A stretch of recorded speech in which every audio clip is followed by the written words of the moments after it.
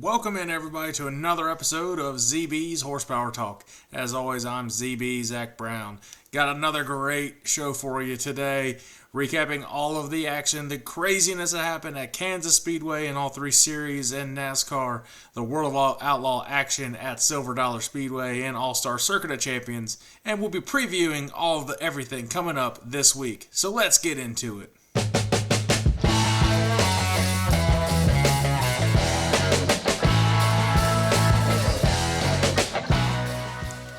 Alright, as always, we're going to kick it off with a little bit of NASCAR today.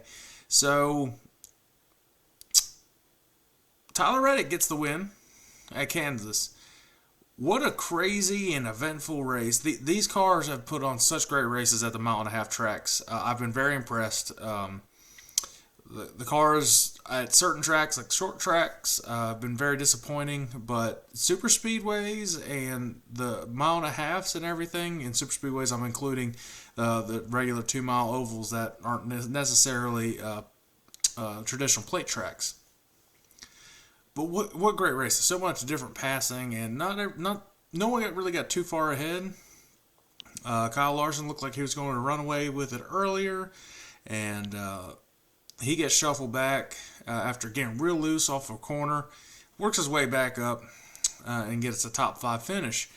But the big talk is Tyler Reddick taking advantage of the late race caution and the overtime, shooting down to the bottom and getting below the apron and getting to the lead and not looking back. 3 out of the 4 last Kansas races have been won by the 45 car. And Toyota's won the last 4. So Toyota's got a knack for these mile and a half tracks, and specifically Kansas. Denny Hamlin gets second, so boss man to Tyler Reddick gets to a place right behind him. So I'm sure Denny was really excited about that. And Tyler Reddick locks himself into the round of 12 for the NASCAR Cup Series. So you got Kyle Larson, Tyler Reddick locked into the next round. And now we're coming up to Bristol, where literally anything can happen. So we'll preview all that with my dad later on the segment of Crew Chief Corner. But what a good race, weekend of racing. The Xfinity Series just locks up another round of the playoffs, and starts the round of the playoffs here in Bristol. It ended the regular season. The biggest thing was Parker Kligerman, and I think he's a big fan favorite. Advances to it's their round of 12, but he advances to the playoffs.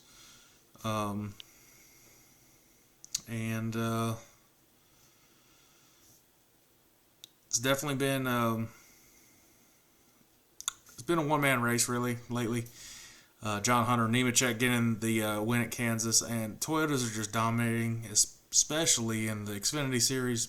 John Hunter is the class of the field, and I'll be shocked if he doesn't get the championship win. And John Hunter going to the 42 car next year was a big announcement this past week, so that'll be interesting. Seeing, and they're going to Toyota, so he's familiar with Toyotas. And see how he can plug and play into that, and if he himself and Toyotas will improve the formerly known as Petty Motorsports, but Legacy Motor Club, and see if Jimmy Johnson can have some success with the Toyotas at those teams. I was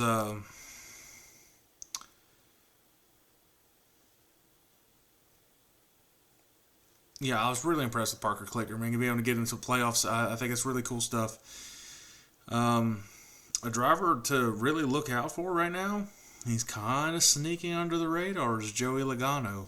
He gets a top 5 finish at Kansas, and this is the time where he kind of comes out of nowhere once again and builds a way to get a championship. So we will see how he could finish. It's Bristol, so if anybody gets in a wreck besides the ones locked in, they could really be in trouble. Going to the Truck Series, if you didn't see it, it was a fantastic 3 wide finish to, what is it, close out the round of 12, beginning the round of 8. Christian Eckes somehow made it work and made it 3 wide. It was a 3 wide battle, and it was Eckes, Tanner Gray, DiBenedetto, Corey Heim. They're all battling up there, and Christian Eckes is able to get the win, lock himself into the next round, and now Bristol is big because you lock yourself in right now. You're getting to the Phoenix race for the championship. So a lot of good stuff there in NASCAR. A lot of we're getting to the meat of everything. This is for all the cards. This is what it's all about. This is all about the championship. This is all the motorsports right now getting into the nitty gritty, getting to the final bit to see who we can crown champions. IndyCar officially crowned Alex Palou as a champion this past week at Laguna Seca, but now we're getting into All-Stars are about to finish, Outlaws are about to finish here in the next couple months, so, and NHRA's in their countdown. So a lot of good stuff coming up. Speaking of All-Stars, Mother Nature took care of a lot of stuff up in Pennsylvania for the Tuscarora 50. It's a 3-night event. Thursday night rained out, washed out. I can't say I'm surprised about all this rain coming up to Port Royal. It's in the mountains. Weather is so unpredictable there. It's unfortunate. People get pissed off at the track, but I mean it's really hard for them to figure it out, coordinate it, because if they make it too close, too early of a call and ends up being nice, people will bitch and moan about that. And if they call a little bit too late and people are already on the road, they're going to bitch and moan about that. So there's a lose-lose situation here. But we'll see what the makeup date is. But Friday, they were able to get the night before the Tuscarora in. Actually, they were able to get the qualifying in for Tuscarora 50. But Tyler Courtney gets the big-time win, his first ever sprint car win at the Speed Palace. And Lance DeWeese came out of freaking nowhere like a rocket ship and was contending for that win. He started back in like 10th around there, and he was running that area the whole race, and all of a sudden, about 10 laps to go, you see him driving up like he always seems to do at Port Royal. He just has a knack for it, and he was there at the end. Logan Wagner in the 69K had a very solid run, fell back a little bit. He was contending for the win, but he ended up showing quick time in his group for the Tuscarora 50 on that Saturday, but Mother Nature rained it out as well. As much rain as that they got this past weekend, it's looking like Tuscarora is going to be run the same time as the Outlaws, which is their Nittany Showdown in October. So I don't know if they're going to tie that in as the same one or two separate races. That will to be determined. But Outlaws going to race for the Tuscarora. That's going to be a lot tougher for the PA Posse and the All-Stars if they want to come. All-Star Series, All-Star season is going to be over next week. Yeah, that's really all there's about All-Star. Zeb Wise pretty much has it all locked up. There's 3 races left. Unless he has a bunch of bad luck, he's going to take the championship. Talk about the World of Outlaws, the Silver Dollar. They had a 3-night event for the Gold Cup. The first night, the part owner of the track, Kyle Larson, gets a big-time win, dominates. And he wasn't able to race. Good for the field the rest of the week. Buddy Kofoid gets the win on that Friday night, setting up for an amazing Saturday. And I don't think anybody ever saw this coming. Corey Day was the fastest all day for the Gold Cup, and he comes away with a big-time victory for that team. I don't know if anybody would have picked Corey Day to win that, so good on him, and congrats to that entire team. We're getting closer and closer to the World Finals here in Charlotte, where the championship will be concluded for late models and the sprint cars. I'm not familiar with the late models too much, so we obviously haven't dove into that. But talking about the sprint cars and talking about the World Finals, It's been announced this week that Justin Henderson will be wheeling the 69K for a race at Williams Grove, and we'll be driving down to Charlotte for the World Finals. So really excited to see that. We'll talk more about that with my dad in the next segment. Obviously, everybody knows that 69K, my grandfather, Davy Brown, is the wrench man on it still at 89 years old. And he might be coming down to Charlotte for that race. So everybody needs to be on the lookout for that because there'll be a lot of exciting stuff coming up. I think that about does it for the racing last week. All right, let's get into our power ranking segment of this episode. So, World of Outlaws and the NASCAR Power Rankings Top 5. Let's look at it.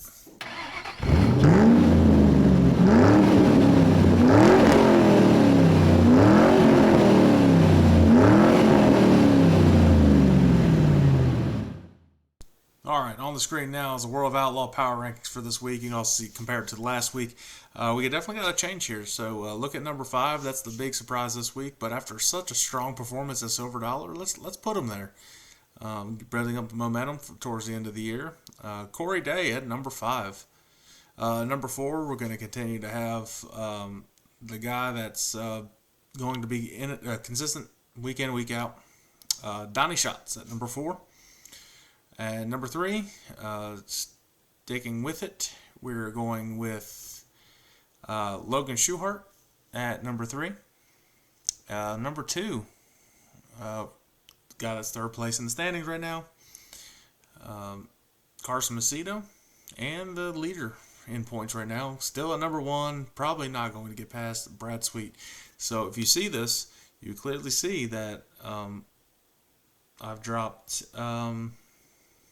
David Gravel out of the top 5, just so inconsistent lately. I mean, if I did a top 10, he'd be right outside top 5. But again, this is a fluid list, so that's what it is this week, based on the recent performances of everybody. And moving on to next week, and we'll see what we got. Now going into the NASCAR Power Rankings.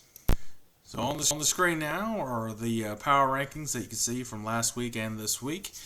You can see such a huge shakeup after just a crazy race at Kansas.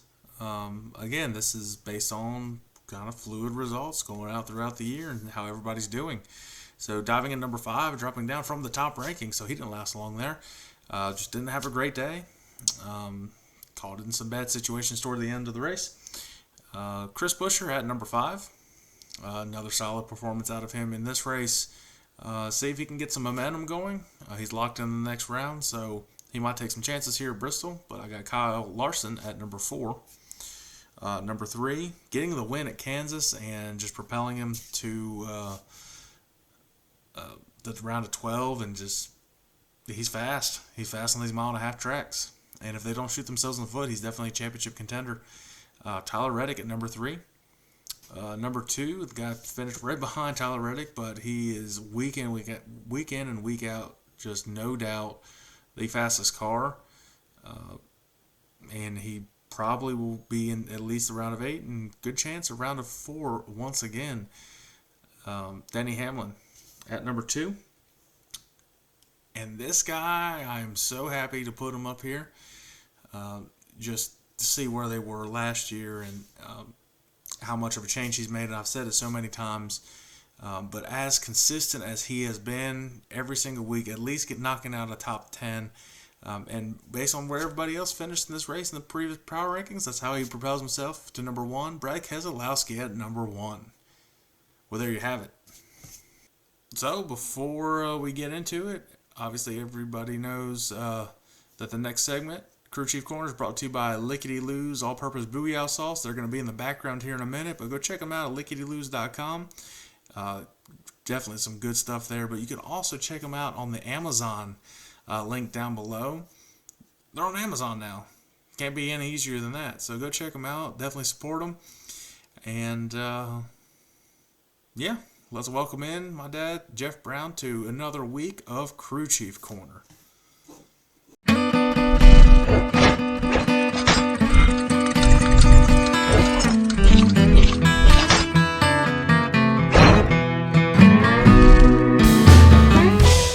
right, Dad, back at it again.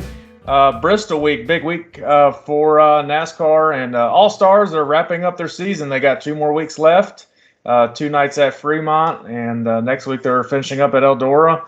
And Outlaws are at Kansas Speedway and Placerville. And the first round of the NHRA playoffs, I don't exactly know what they call it. I know it's like race for the championship, something like that. I don't know if it's I think it's a countdown. Yeah, that sounds about right. But a big week for them as well. So let's just jump right into it. All-Stars are heading to Fremont for a 2-night event to start closing out the season. I think the Owners' Championship still up for grabs is for $80,000 to win. Oh, cool. Yeah, definitely coming down between Zeb Wise and Sunshine. And I guess I haven't seen the Owners' points. That'd be pretty interesting to see that one. But for those who don't know, Zeb Wise has been running a Ford here lately and been doing well with it. So that's, as far as I know, that is the only Ford on the All-Star thing. But Fremont, Ohio, neat little track. I thought it was a quarter mile. They say it's a 1/3. Little bull ring, pretty flat, slick, dusty, dark, like most Ohio tracks. But I bet, bottom dollar, they put on a great show for this one. I was there a couple times. Quick fun story: we were there racing with Wolfgang, and it was Speed Week, and I don't know if it was the night before or 2 nights before, but he crashed at Eldora and actually, I think he fractured his arm. So Jack Hottenshield used to run Weikert's car, and we had one of his really light power steering, so we put that in the car, and Wolfgang drove Fremont with one hand and won. So that's not shocking. What year was that? I'm guessing mid-'80s. Yeah, 84, 85, probably 84. Well, I don't know if too many drivers could drive one-handed anymore, especially the way the sprint cars are now. Yeah, it's a little difficult. Little different back then. The competition isn't quite what it was then, but still it was pretty good feat. Well, speaking of the competition, it's really been 2 people, but Kerry Madsen's really made a good run at the last few weeks and everything, and yeah. I've seen that, and I've actually done okay with picking him. But I'm just looking at the Owners' Championship points right now. The 7BC is 14 points ahead of the 26 right now. Oh, no kidding. He is still it's coming down to the wire. Cool. Yeah, it comes down to these last 3 races, so that'll be very interesting. I think Zeb has unless he completely just doesn't even show up, he's got a 164-point lead on Chris Windom. So unless something catastrophic happens, he's got this in the bags. I don't know how many points you can get out of a night, but I know you can probably get a good chunk of that if he finished like last or didn't even make the cut. But I don't expect that to happen. He's had strong engines all year. He hasn't had. I don't think he's had any engine failures. He's had a couple of the bad races he's had. He got caught up by getting hit by lap traffic and spinning out. Yeah, I don't. Nothing against Chris Windom, but I don't see him out racing Zeb in these last 2 weeks at any point. Like I said, it would just have to be a bunch of luck on Chris Windom's side and a bunch of bad luck on Zeb Wise's. Otherwise, there's no chance. And Tyler Courtney's climbed back up to 3rd place, so he's still getting finished top 3. And he would have been. I think he still would have been the championship favorite. Shoot, it might have been almost like what the owner points is if Tyler Courtney stayed healthy through the year. So, yeah, I'd say it wouldn't have been that close. I think he'd have picked up a few more wins and probably had a pretty good lead by this time. I think he's probably the best car this year, and I'd say Zeb is probably the close second on that one. Yeah. Well, let's jump into it. 2 nights at Fremont. I believe it's Friday and Saturday night. For night 1, who are you going to go with? Well, I got this one a little different, and I hope this guy shows up racing. This is going to be a very popular win. Going to go with the Buckeye Bullet himself, Dave Blaney, on the first night. I fully expect him to be racing at this one. Yeah, I imagine he and Dale both probably be racing. Yeah, I think it's a pretty big payout. I think it's like $10,000 win at least on the second night. I'm going with the championship. The champion. Let's just call it like it is. I'm going with Zeb Wise for night one. Night two. Okay, so not going to have a sweep. So I think get the big money, going for the owner's points. Sunshine Tyler Courtney. I'm going a little bit different, and we'll see. Last time I picked this guy, he sucked. So this will be interesting. Sorry about it. But he races really well on these smaller tracks like this. I'm going with Chris Wyndham. Okay. Don't count out Aaron Reitzel as well. It can always sneak in there without kind of. Yeah, I always forget about Reitzel, but you don't. Sometimes he's not racing. I know it's tough. Yeah, you got Reitzel, I would think he's racing, but I really don't know. These points are kind of. It's weird how they're all. I mean, the top five. There's only four that I really recognize that are full time, and then you have Tim Schafer's also somewhat full time, and then when I pick him, he gets fired. So that happens a lot with your picks. Yeah, too much apparently. Let's go into the Outlaws. They're at King Speedway Friday in Placerville on Saturday, so they're staying out on the West Coast in California. Yeah. King Speedway's in Hanford, California, 3/8 mile.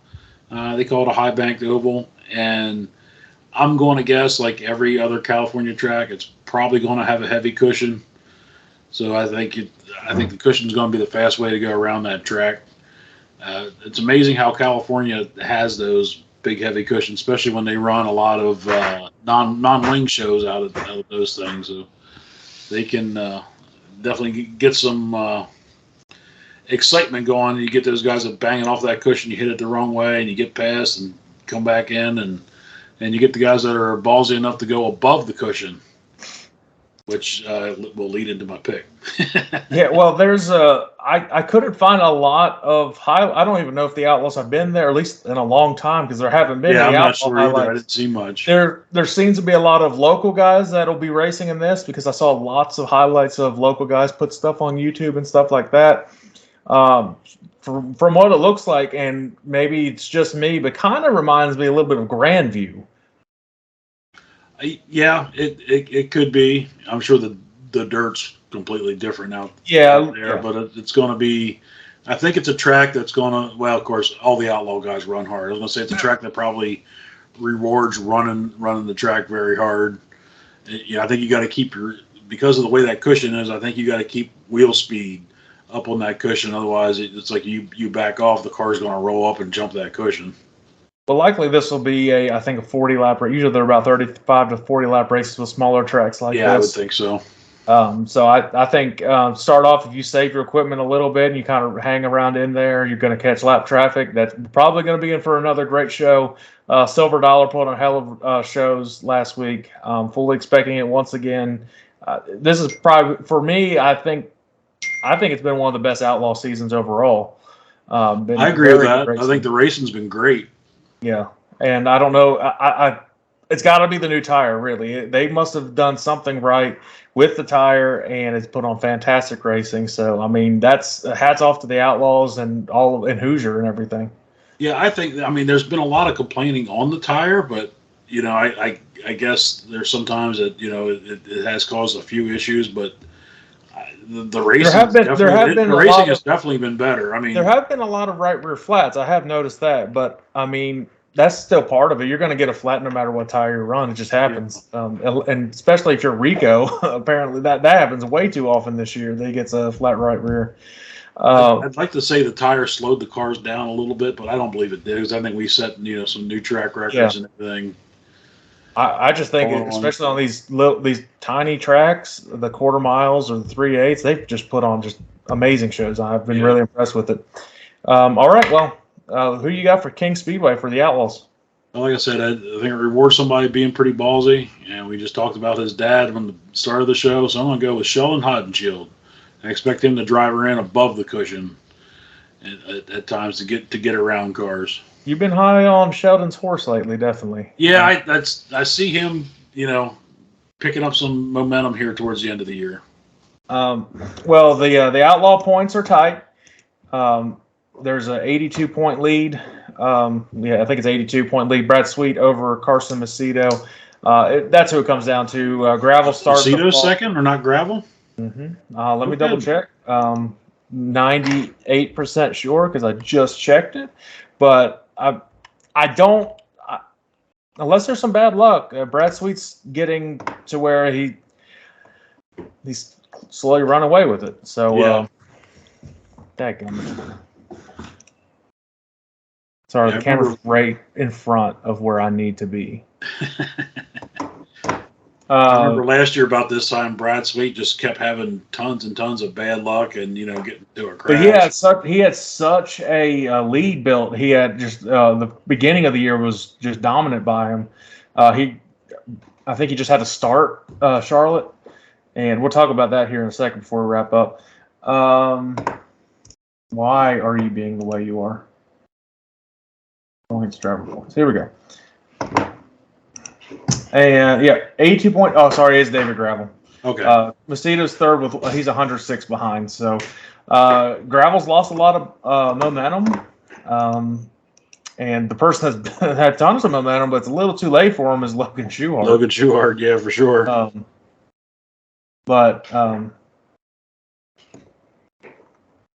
right, well, they have this backwards. I was like, David Gravel did not win at Silver Dollar. It was all backwards. All right, well, King Speedway, you said you got shot on Huddersfield, and I was thinking, hey, let's go with somebody that drives it really smart, and he's kind of in there at the beginning and just hanging around, and he'll make do towards the end. Donnie Schatz. There you go. Donnie could probably use a win. Yeah. He's, obviously too far behind in points, but to definitely build some momentum going into next year, for sure. But all right, we're heading off to Placerville the day after that. Yeah, that's in Placerville, California, and that's quarter mile dirt track. So bull ring with a cushion. That's really exciting in these cars. That's the Outlaws have raced there. Oh yeah.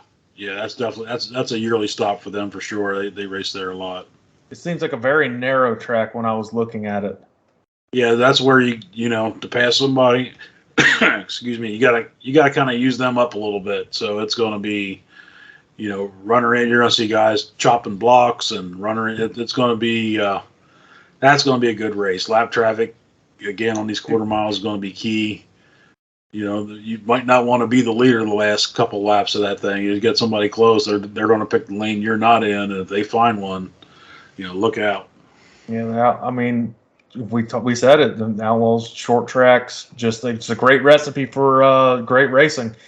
All right, Placerville, California. Who you got? I got David Gravel. I think he's going to make up a few points this weekend. I'm thinking the opposite of you. And he nearly won it last time the Outlaws visited there in 2021. That's a couple years ago. I didn't see 2022, but I know 21. Brad Sweet nearly came away with it, so that's my pick. Hodenshield actually won that one. Okay. So there's that. So I'll probably be a day off.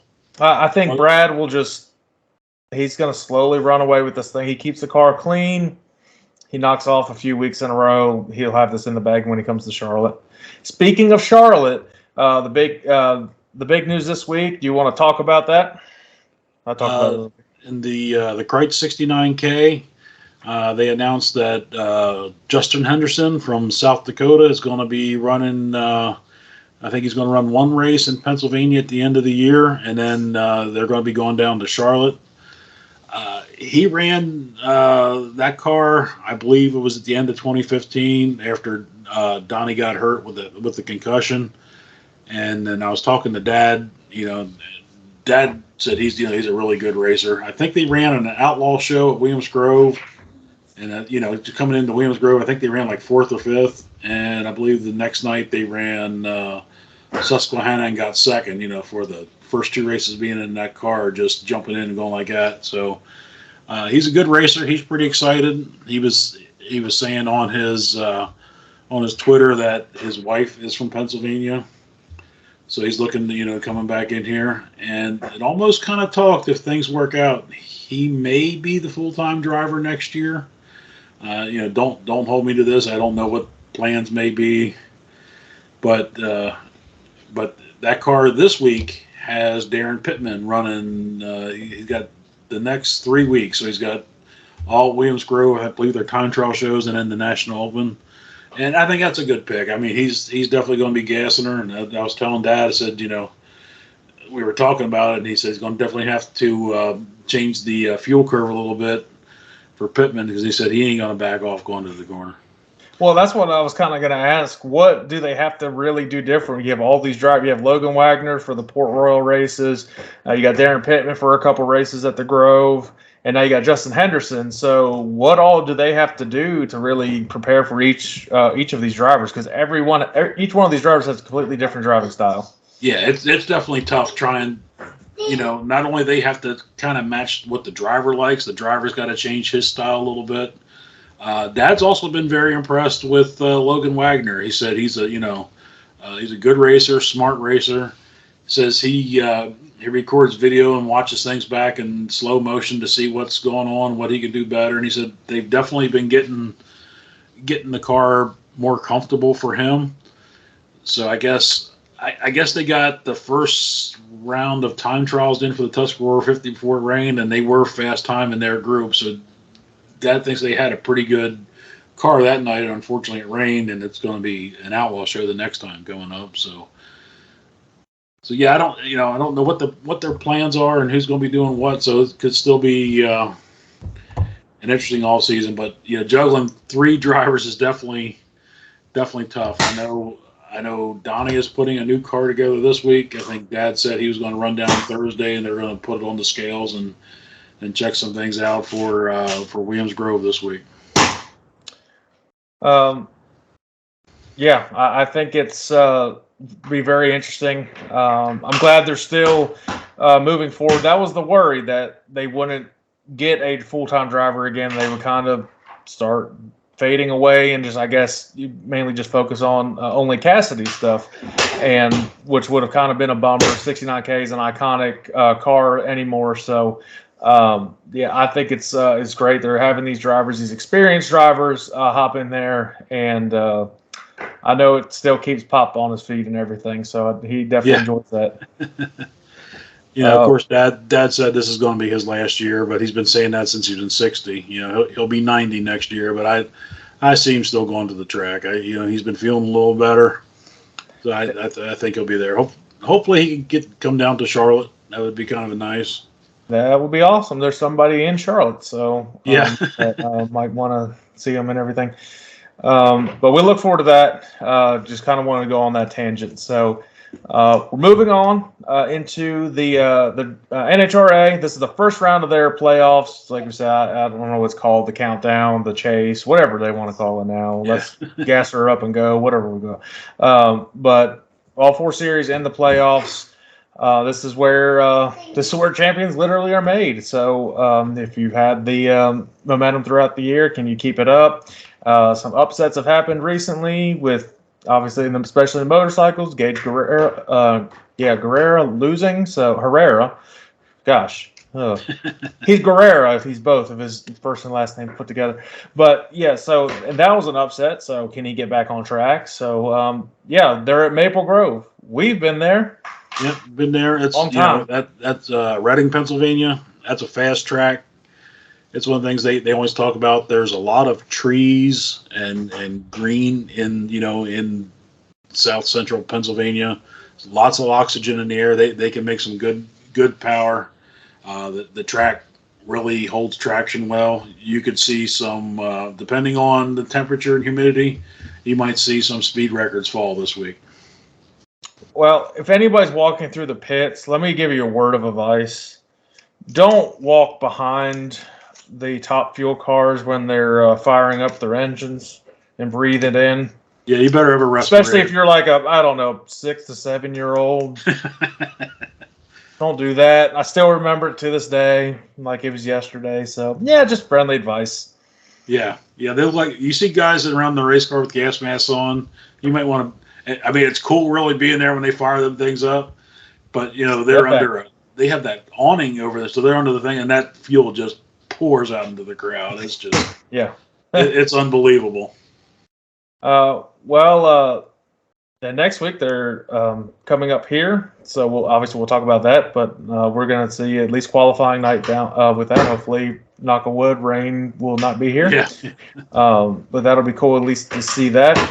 But for the first round, let's go through all 4 series. This is where we're getting to the beef of all the series now. This is where everything is. This is what it all Because I comes think down 1 to 10 is like 150 total points. So Yep. you get 20 points around.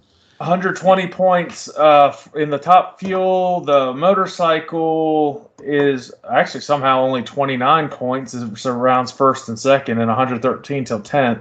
But let's be real, we don't know what's about to happen there. Pro stocks, it's all about the same, around a little over 100 for every series. So we're talking 5-6 round. If the top couple guys go out first round, and the 10th place driver wins that race, they just they gained 80 points that quick. I know Brittany Force, I don't know if it was the last championship or her first one, but she was at the bottom of the ladder when it started, and she ended up winning the championship. She got on a roll at the right time. Yeah, I mean, it's about if you can get hot. And I kind of like how they have this. They don't completely reset like NASCAR does, and you still kind of you gotta get hot at the right time. And I don't know if wins guarantee you into a next round, or if it's just they have a cutoff, and if you make it on points or something. I don't really know. I'm not too familiar with it. I don't think a win guarantees anything. Yeah. So I think it's just straight points from here on out. Countdown.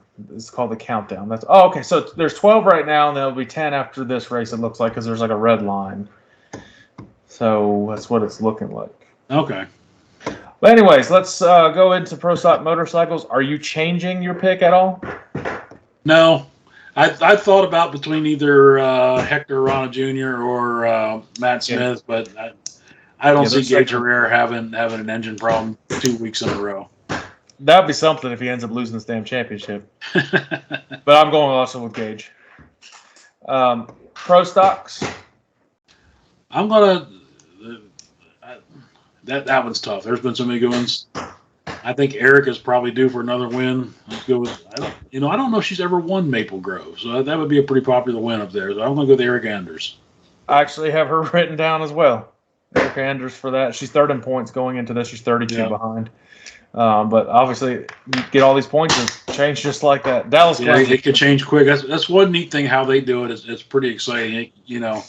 The points will change as they're racing between each round because you get 20 points for each round. So you will see comers and goers throughout the day. That's pretty cool. Going into the Funny Car Series, Ron Capps has the lead over Matt Hagan and Robert Height. I've actually been doing pretty good on my Nitro picks last couple of weeks. So we're going to see how we go this week. So I got Matt Hagan. It's been a while since he's been in victory lane. Got Matt Hagan. Come on now. Matt Hagan as well. So, all right. Daddy. What? Who you got? I made a man on his stand. Cool. I made a myself. That's fine. Going into Top Fuel. It's catastrophic over there. Yeah, I bet. So we're just talking about Top Fuel. we're talking about she started at the bottom of the ladder. Huh? I said we were just talking about starting at the bottom of the ladder, and I said could be a new track record set. There's been nobody faster on the top end than Brittany Force. Well, at least we're a little bit different here. Okay. Justin Ashley's got the point lead right here, but I'm going with the Tony Stewart sweep right now. Leah Pruitt. Okay. That does it for Funny Car. So that'll be interesting to see how that all plays out. It is the countdown, by the way, is what they call it. So there we go. Okay.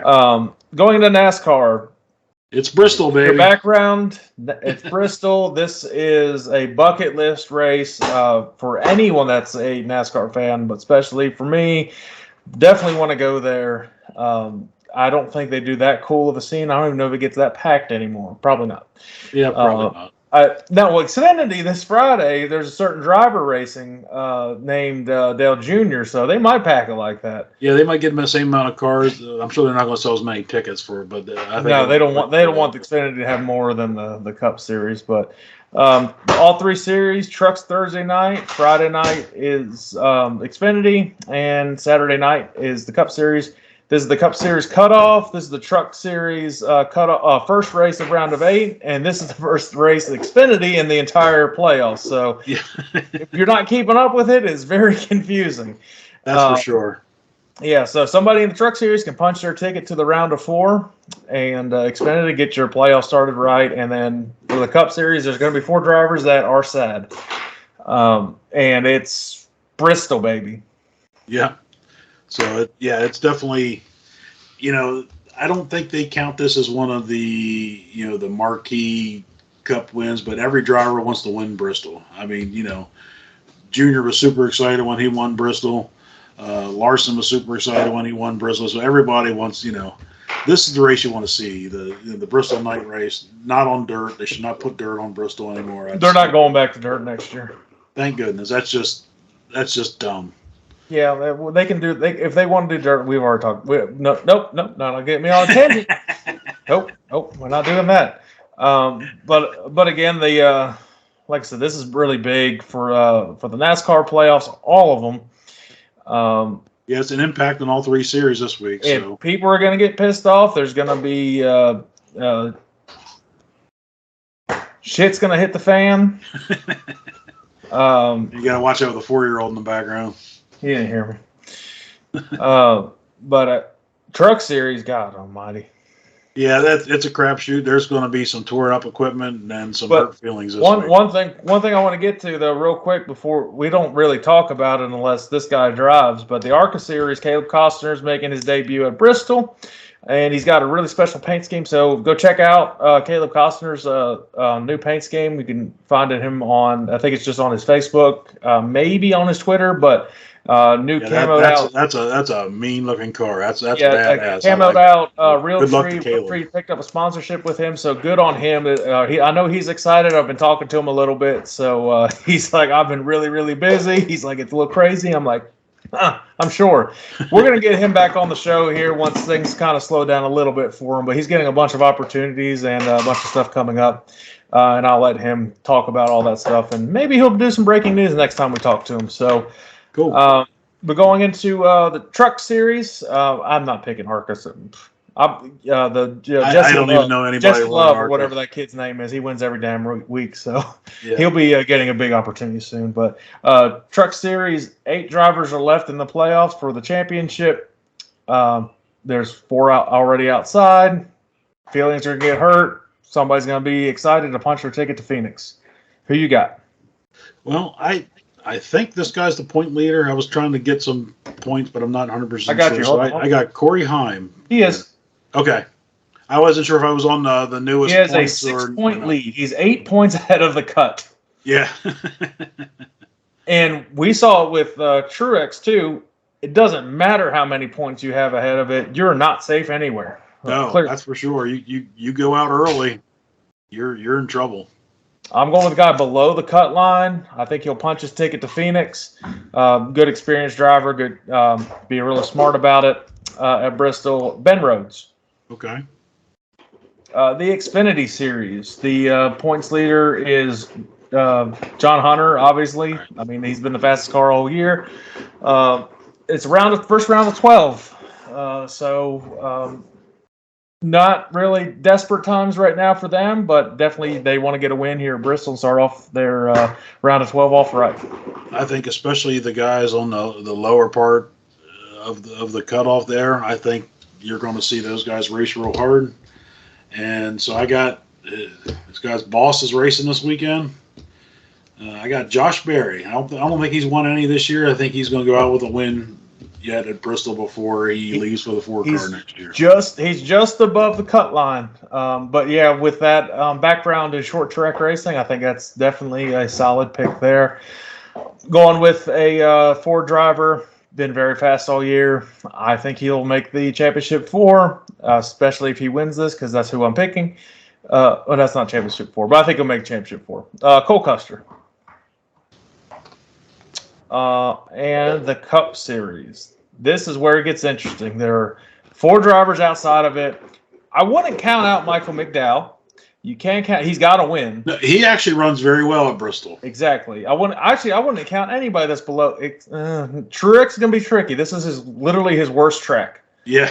That would be just not amazing in a good way, but just amazing that the regular season champion wouldn't even make it out of the first round. Yeah. But who you got for the final race before they move on to the round of 12?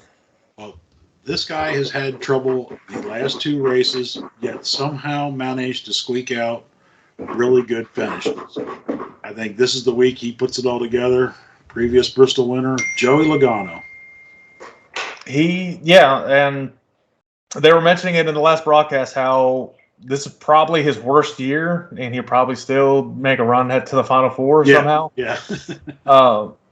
I'm going with this will be a big-time sleeper pick, a very popular pick. He's picked up his momentum the last few weeks. He's cussed out his crew a few times, so that's fun, especially as quiet as he usually is. But I'm going with Ryan Blaney for this one. Okay. So I actually was considering Ryan Blaney.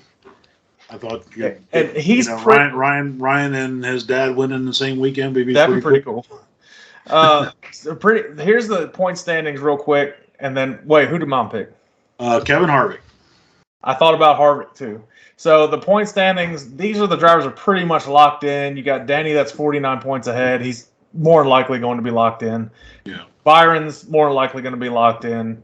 He's 41 ahead. Keselowski's 33, and that's probably where I'll stop. Blaney will probably make it too, and Kyle Busch. They're both in the 20s. But once it gets to Chastain on down, there's only 18-point cushion. So when it's Bristol, it's anybody's game, really. Yeah, for sure. All Chastain's right. another one that gets around Bristol very well. Yeah, so I mean, it is anybody's game. It'll be a lot of fun, a lot of excitement stuff. I think that does it for this week. So if you guys like this, go ahead and hit that like, subscribe, notify you button, whatever that one is, the little bell thing. And go follow me on all social media platforms. I get pretty harsh on some memes. It's pretty funny. And especially when I'm diving into the football stuff now, the whole channel goes a little bit of everything. So I am just offending the whole world right now, apparently, of sports. So that's fine. If you like this stuff, go ahead and check out the other podcasts. If you like football, dive into that. So there'll be a new one of that this week as well. And a lot of cuss juice getting drank on Thursday, if you know what I mean, for the certain game that's on. So We're not talking about the truck race. No. Nope.